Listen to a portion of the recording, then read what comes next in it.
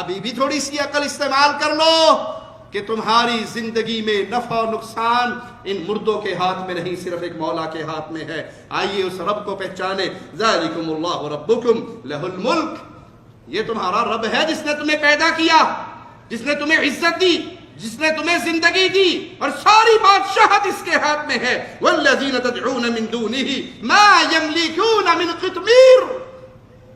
اللہ کو چھوڑ کر تم جن کو پکارتے ہو یہ کھجور کی گٹھلی پہ ایک لگے ہوئے دھاگے کے بھی مالک نہیں ہے، ان کا مالک بھی ایک اللہ ہے۔ ان تدعوہم لا يسمعوا دعاءکم، اگر تم ان کو پکارو یہ تمہاری دعائیں نہیں سنیں گے۔ ولو سمعوا ما استجابوا لکم، بفرض محال اگر مان بھی لے کہ نہیں یہ بابے یہ اندر پڑے ہوئے یہ سارے سنتے ہیں، انہیں سارا پتا ہوتا ہے، مولا فرماتا ہے یہ قیامت تک تمہیں جواب نہیں دے سکیں گے۔ وَيَوْمَ الْقِيَامَةِ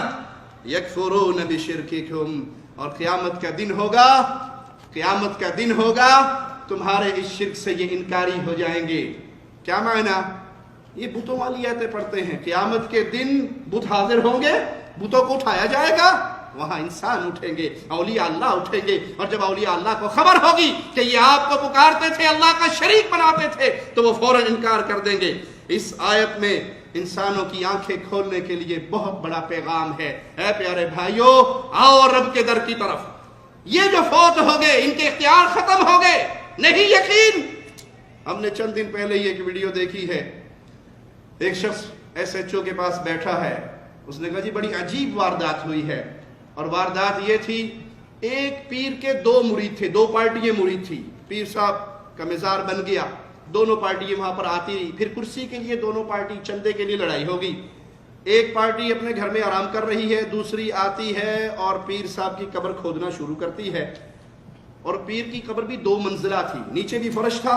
وہ بیٹھ گیا، انہوں نے اوپر ہی مٹی اور ڈال کے پھر اس کو اور اونچی کر دی، اوپر والا فرش بھی پھاڑا، نیچے والا فرش بھی پھاڑا، اور نیچے سے پیر کی قبر سے صرف چند ہڈیاں نکلی۔ یہ ہمارا جملہ نہیں ہے، یہ سچوں کا جملہ ہے کہ چند ہڈیاں، سر کی تھوڑی سی ہڈی تھی اور کچھ ٹانگوں کی، کوئی ریڑھ کی ہڈی کی تھوڑے تھوڑے ٹکڑے تھے، وہ ان مریدوں نے اٹھائے اور سکھر لے کے جا رہے تھے۔ یہ پنجاب کا واقعہ ہے، وہ سندھ لے کے جا رہے تھے کہ وہاں دفنائیں گے اور بڑا سارا مزار بنائیں گے، کہ راستے میں پولیس کو رپورٹ ہو گئی، چھاپا مارا اور وہ لوگ گرفتار ہو گئے۔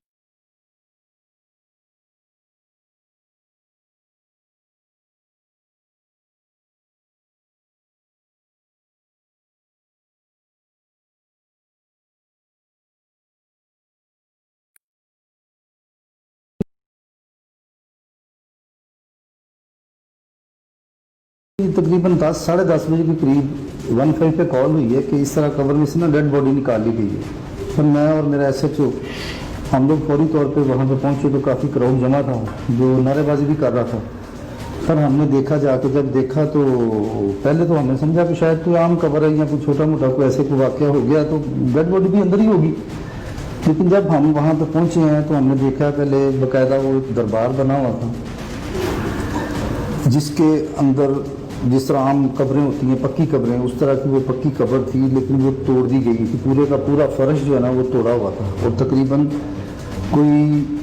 10 سے 12 فٹ کا جو ایریا ہے وہ پکا ایریا جو ہے وہ توڑا گیا تھا سارا، اور اس کے بعد پھر نیچے تقریباً 4 فٹ نیچے مٹی تھی، اس کے بعد پھر ایک فرش تھا۔ یہ وہ فرش تھا جو قبر جب شروع میں بنی ہے تو وہ ڈلا ہوا تھا، جو فرش ڈلا ہوا تھا،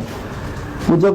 نیچے رہ گئی جگہ پھر انہوں نے دوبارہ اوپر مٹی ڈال کے ایک پھر اوپر فرش ڈال دیا، انہوں نے پہلا فرش توڑا، پھر وہ دوسرا فرش توڑا، اور پھر جو نیچے قبر تھی وہ باقاعدہ جس طرح اب قبریں تیار ہوتی ہیں، کیونکہ 1975 کی بات ہے، تب میرا نہیں خیال تھا، تب لہت والی قبریں بنتی تھی، تو یہ بھی اسی طرح اینٹوں کی پکی قبر بنی ہوئی تھی، اور اس کے اوپر انہوں نے ڈاٹ ڈالی ہوئی تھی، انہوں نے ڈاٹ توڑی ہے، ڈاٹ توڑنے کے بعد اندر سے جو ان کو پیر صاحب جو تھے ان کی ہڈیاں وغیرہ جتنی تھی وہ انہوں نے نکال کے، تو ہمیں تو اس وقت نہیں پتہ چلا، لیکن وہ جو بتانے والے اس وقت بتا رہے تھے کہ تابوت تھا، جس کی کچھ لکڑیاں جو ہیں وہ بھی وہاں پہ موجود تھیں۔ سر جب ہم نے لوگوں میں یہ اشتعال دیکھا تو وہ جو ارشد نام کا آدمی تھا وہ ہمیں ملا، اس نے ہمیں پھر یہ بات بتائی کہ جی اس طرح تھا کہ جب یہ پیر صاحب ایکچولی یہ مالی کا کام کرتے تھے، یہ پیکو روڈ کے اوپر، یہاں پہ شالیمار کے علاقے میں نہیں، پیکو روڈ ادھر کو لکھپت کے علاقے میں، اچھا، تو وہاں پہ یہ کام کرتے تھے کسی نرسری کے اوپر، مالی تھے لیکن یہ پیری مریدی کرتے تھے، उस पीरी मुरीदी के दौरान ही इनके को 10, 15 या 20 जितने भी मुरीद इनके बन गए। जब ये इनका वफात का वक्त करीब आया तो इनको ऑलरेडी जिस तरह वो होता है कि बीमारी शुमारी हुई होगी या जो भी हुआ है, तो इन्होंने अपने पीरों को, अपने जितने मुरीद हैं इनको इकट्ठा किया। इनको इकट्ठा करके कहा कि भाई अगर आप लोगों के पास कोई जगह होगी तो आप लोगों ने मुझे अपनी जगह पे दफनाना है,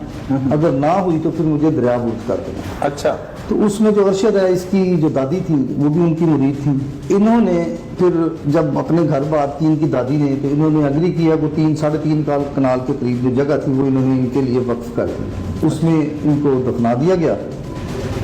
तो फिर इनका, ये कौन सी जगह पे जगह है? ये इधर करोल घाटी के पास शालामार जो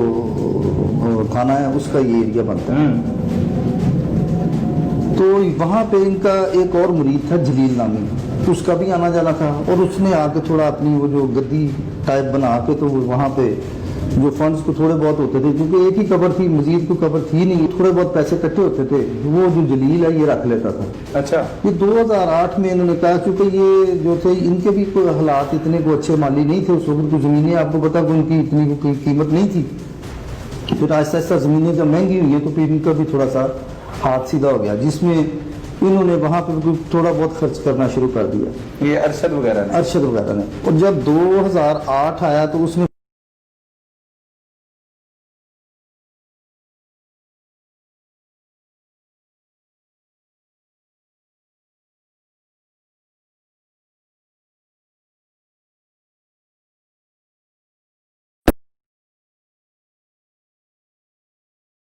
तो, लेकिन ये वाला काम नहीं होगा यहाँ पे, और ना ये गद्दी वाला काम होगा। उनसे जो गुफ्तगू हुई है दौरान रासत, उनका कहना था कि उन्होंने जो पीर साहब लाल शाह साहब हैं, तो जो वफात पा चुके हैं, उन्होंने अपनी जिंदगी में इन्हें 14 साल की उम्र में खुद मुरीद बनाया था, गद्दी नशीन अनाउंस कर दिया था बाकायदा तौर पर। इसने वहाँ से जितने भी अपने मुरीदैन थे इनको तैयार करके तो ये प्लान किया कि भी मैं यहाँ से बॉडी निकालूंगा और जाके हम सखर में दफनाएंगे। अच्छा। ए प्यारे भाई, ए कब्रों पे गिरने वाले, ए कब्रों की ढेरियों पे आके रोने पीटने वाले, इनके पल्ले में कुछ होता या यहाँ कुछ होता तो कम से कम अपनी जान का दिफा तो कर लेते। इनके नाम क्या है? ये मुर्दा है, ये फौजशुदा है, ये कब्र की मिट्टी में मिल गए हैं। इनको आके पुकारते हो, किसको छोड़कर? अल्लाह को छोड़कर। वो अल्लाह जिसने बारहा अपने बंदों की मदद की।